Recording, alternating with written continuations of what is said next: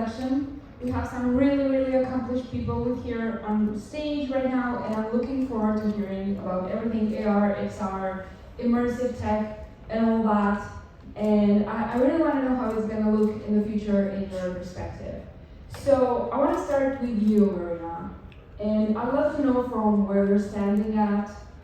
Basically, what are the best uses of VR as you see it right now, either for business or individuals, or where is it heading basically? Well, in reality, VR can revolutionize every aspect of the economy that we know nowadays. The best use case what we have now, for example, is education. You as a medical student already can practice surgery by simulating the operation and make it happen. As a mechanic, you can make an operation and see how it works. So it's really revolutionizing education. The second industry, I would say, is real estate, where you can save your time and money by instead of going and seeing the property, just go to put your headphones and see the property in the virtual aspect. We have also medicine, where you can heal already. It's proven the anxiety attacks by creating this virtual aspect of therapeutic thing. Gaming, of course, probably is supposed to be number one. We are really revolutionized gaming and make this immersive experience of different kind of playing and socializing. And the result of it actually brought us that gaming would become new social networks where people, a new generation, don't want anymore to hang out on Instagram or Facebook, but instead they're hanging out in games using VR. That's an excellent point you just made, and I think we're already seeing that happening. To me, it's really interesting the way you phrase that, because to me, as a creator, I use either AR or VR as a medium to express myself, and I like to put an experience for the end user out there. And speaking to end users, that actually leads me to the next question regarding AR creations. Whether it is wearables, filters, world objects, and any type of digital experience. And Adrian, as a professional in the field, what's next for businesses or end users? I have two answers for this. One that I'm really keen on is like adoption is the next phase, because every time you are looking for something else or something new and it is not adoption. We don't have an augmented reality filter for every, let's say, online store, or VR for retail or something like that, or for anything that might use. In the school, we don't use virtual reality or augmented reality as it should be. But because if you want a real question, what's next? Because we cannot stop technology to say, let's adopt now to what we have already and think like, okay, let's stop the world. I think what's gonna be next is phygital. If you're talking about brands, phygital, everything that's connecting the digital universe with physical universe and with real things, and I think that should be the next step. For sure, the things that are also haptics, because we are lack of all senses in this new virtual world. We don't have the smell, we don't have the haptics. I think this is going to be a next step for technology. And there's a lot of things to improve in this area, like payments and gaming and your social identity or your identity in these worlds. But I think the next thing in, let's say, 1 year and 2 years, I think the next thing is going to be digital things, digital technology, a bridge between the real world and the digital world. That's a great marketing analysis, and I feel like it goes hand in hand with the way tech advances. So what I'm hearing is that we're going to see an experience that's going to be directly headed to a more kind of like a futuristic approach, but it's going to come when the tech for it comes, right?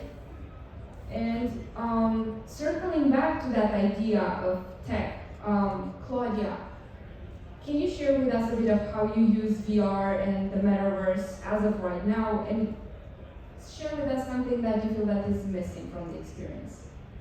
Yes, I think it's very nice the observation that I heard before, because yes, we are living in a world that is evolving very much, and without the digital tools and without the augmented reality, the artificial intelligence and virtual reality, I can't see the future. So the future will be digital. It will be necessary for us in many sectors of economy and of our living to use these new tools. Yes, also it's very important that I'm representing a company, Arriva Digital, that is integrating tourism industry with metaverse. We have also our own project, which is Arriva Wonderland, part of our ecosystem, which is really the first metaverse for tourism industry. I will tell you shortly what it's about and explain how is the connection with the virtual reality. So we have our metaverse, so our users can travel in different destination in virtual reality. They can travel in the past or in the future. So you can see how the pyramids were built, for example, or you can visit the Tour Eiffel, or maybe you can see something from the future that you are imagining. You also have your own territory in our Wonderland, so you can build also in your territory in our metaverse, in our virtual reality. So it's a very challenging experience for all the users. Of course, everybody thinks that tourism is an experience that you want to really have it in real life, and I'm still believing this because I'm a former legislator. I was the president of the Committee for European Tourist Development, so I still believe that it's useful and important to travel and to have this real experience. But what it's offering you, the virtual reality, is the fact that you can previous experience this. So you can go in a destination that you've never been before, to have the virtual experience, to see in virtual reality all this, and it's offer you like a glimpse, a more motivation to go to visit that destination, for example. And also it's a tool for the travel agencies, for the destination, for the travel product, to promote them, because it offers them the possibility to promote themselves in metaverse. Of course, the travel destination, the travel tourists, in the past were promoted in magazines. So if you wanted to read about a new destination or about a travel product, you will go to magazines. After that, you went to the internet.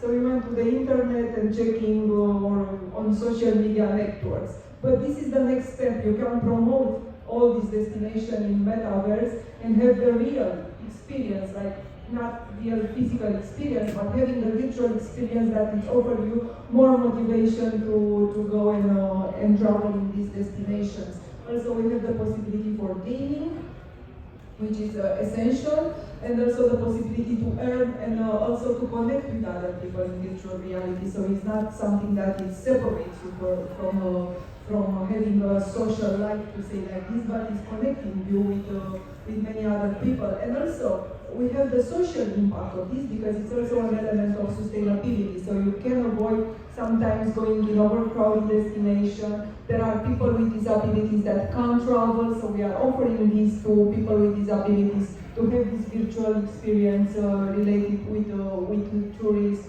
So there are a lot of advantages of using virtual reality, and I'm very happy as a passionate for tourism, as a promoter and big supporter for tourism industry, that we can offer to all the tourists in the world this possibility to integrate the experience, modern experience of virtual reality with the lifetime experience of traveling and experiencing beautiful destinations. What is missing? It's missing, of course, from every of these digital tools. Is missing like the real experience, as you said. The next step is to feel it, to taste it, to smell it. So it has. But I think the technology is evolving even when we are speaking. So I think this will happen very soon. And as a human being, I think that always has to be balanced integration between what you are living in real life and experiencing in real life, and the balance what you are experiencing in virtual reality, and you have to use these tools to make your life better in every sector of activity. You wanted to say something, Adrian, on the topic? Yes, I think it's wonderful to have the thing about traveling using the VR headsets, but I think the most important thing is the adoption. And some previous speaker asked everybody in here how many people has a VR headset. And I don't think I think we need that killing app, something that will make you spend money for that VR headset. And okay, maybe the thing with traveling can be, but I think education and the access of education. I saw a very interesting model of Google Traveling or Google Education, where they help kids travel to the Great Wall of China by using VR goggles. And I think, okay, it can be traveling for someone who's, I don't know. It's also education. It's essential for But also the education fact, I think it's amazing. It opens a new perspective.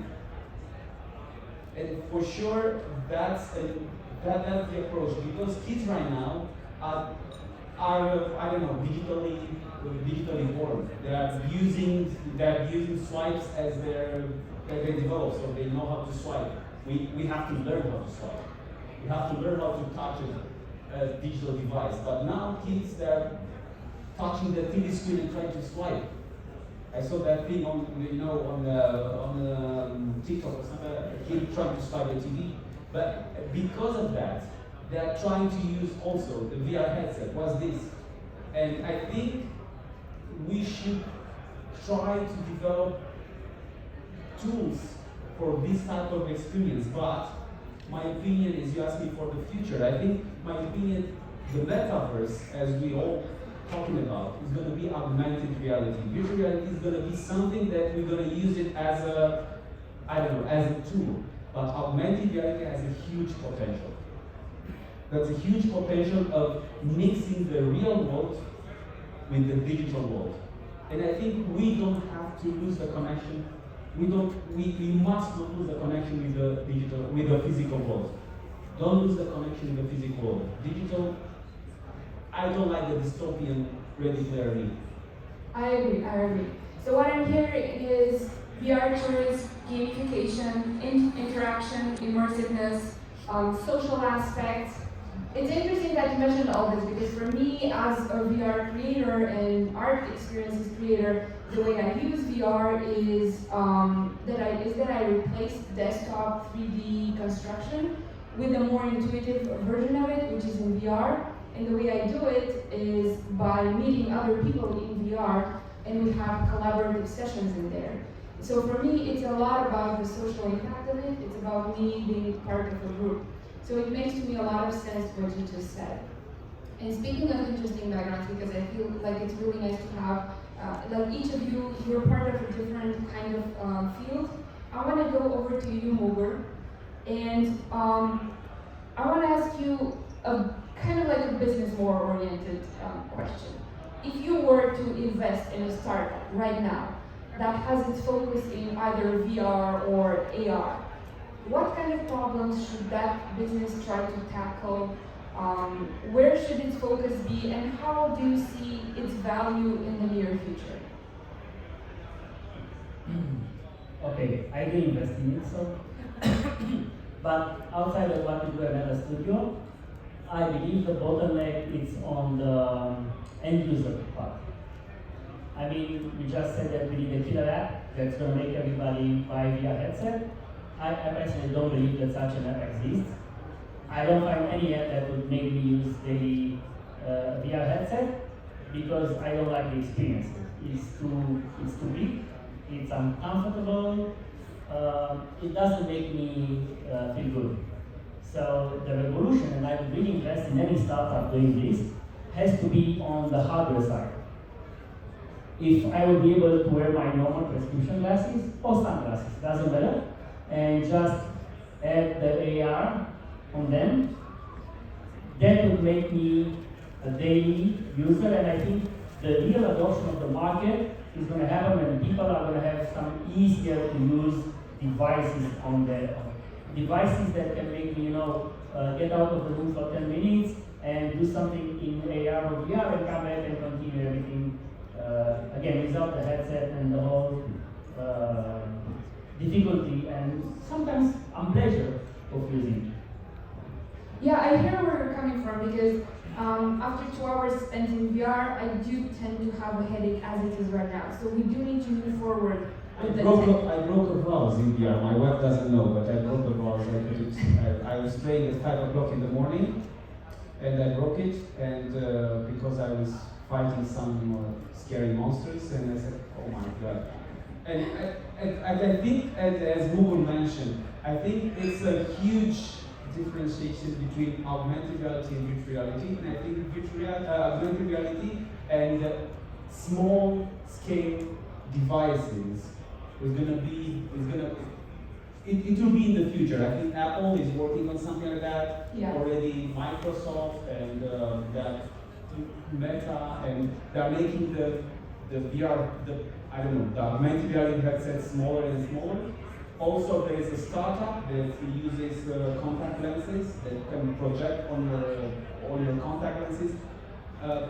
That's the one. That's exactly. Yeah, but I think it's also going to be something very intrusive, because are you really aware that something so small is in your body, because you keep it between in your eyes?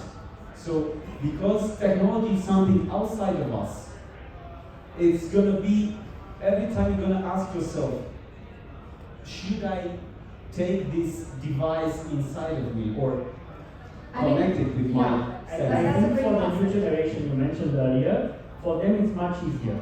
They don't make this difference between devices outside or closer to their body, because they were born with devices. And exactly as you mentioned, my kids were both very disappointed that my MacBook doesn't swipe. But I want to add an idea. Okay, that's a bit scary one, so please don't throw the rocks. What do you guys think about Neuralink as a possible future for AR or VR?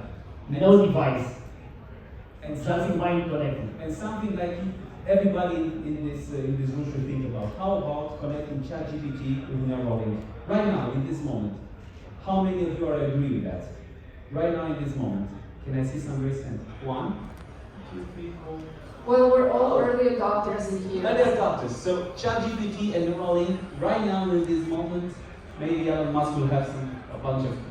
Listen, but it's a huge moral and ethical discussion here, and I think for this kind of discussion, it will take us hours and hours and maybe years to concretize and to have a common agreement on this. I think we are still humans and we have to respect this.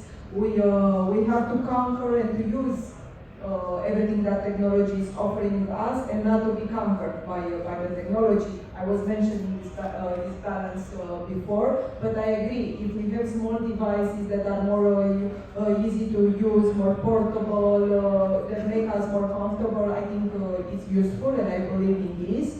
I think also very essential for embracing the virtual reality, the augmented reality. It's also the utility of the product that you are offering. So I will not waste my time for something that is not offering me any kind of utility, that is not useful, that is not helping me in any kind of sector or activity. Being tourist, you are an artist and you are creating in virtual reality, which is amazing. It's another way of explanation, of expression, and I think living in such a globalized world and in such an intense world, when you don't have so much time to go to expositions, to events, it's very useful, and it's I'm encouraging this. I'm also encouraging the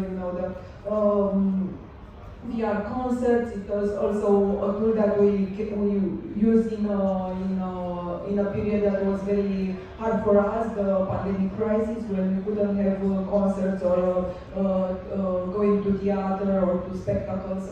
it is very useful. But I think this is the main idea, to offer to our public something that is very useful. It's a necessity, but at the same time to keep the balance between becoming dependent on this or being conquered by this. And with the ethical and moral principle, I think it's a very challenging discussion, and as a former regulator, I don't even dare to enter in it right now.